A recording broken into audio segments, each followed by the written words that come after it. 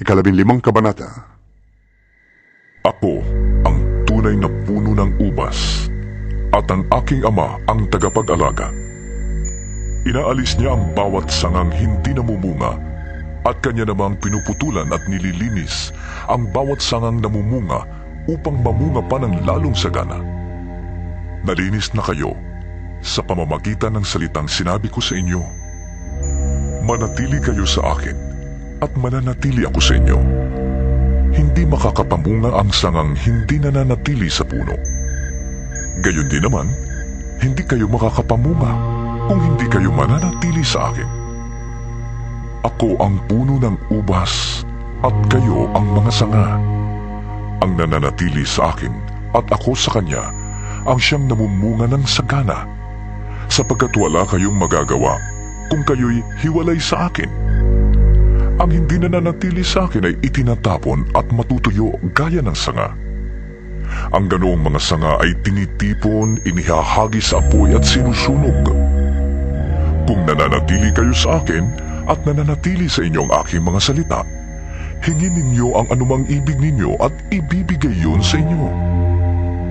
Napaparangalan ang Ama kung kayo'y namumunga ng sagana, at sa gayon, napapatunayang kayo'y mga alagad ko. Kung paanong iniibig ako ng Ama, gayon din naman, iniibig ko kayo. Manatili kayo sa aking pag-ibig. Kung tinutupad ninyo ang aking mga utos, mananatili kayo sa aking pag-ibig. Tulad ko, tinutupad ko ang mga utos ng aking Ama, at ako'y nananatili sa kanyang pag-ibig. Sinabi ko sa inyo ang mga bagay na ito upang mapasa inyo ang kagalakan ko, at nang sa gayon, malubos ang inyong kagalakan. Ito ang aking utos. Magmahalang kayo gaya ng pagmamahal ko sa inyo. Walang pag-ibig na hihigit pa kaysa pag-ibig ng isang taong nag-aalay ng kanyang buhay para sa kanyang mga kaibigan.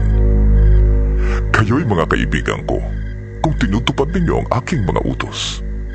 Hindi ko na kayo'y tinuturing na mga alipin, sapagkat hindi alam ng alipin ang ginagawa ng kanyang Panginoon.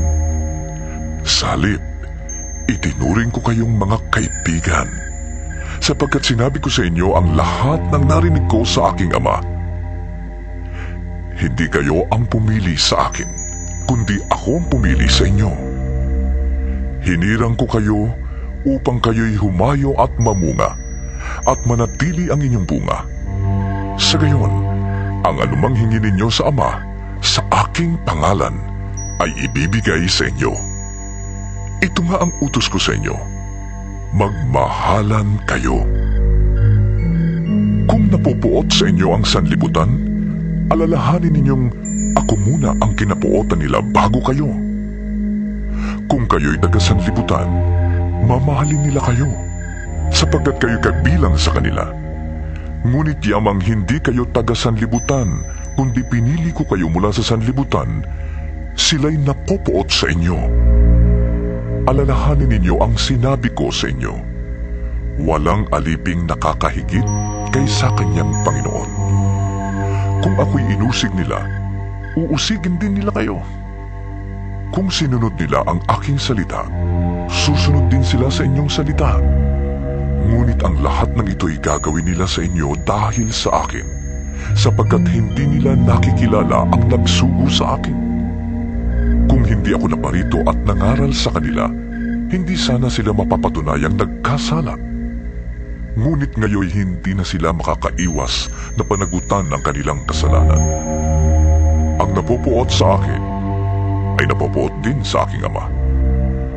Kung hindi ko sana ginawa sa gitna nila ang mga gawaing hindi pa nagagawa ni numan, sana'y wala silang kasalanan. Ngunit nakita na nila ang mga gawa ko, subalit sa kabila nito'y kinapuotan pa rin nila ako at ang aking Ama. Subalit nangyari ito upang matupad ang sinasabi sa kanilang kautusan. Napuot sila sa akin nang walang sapat na dahilan.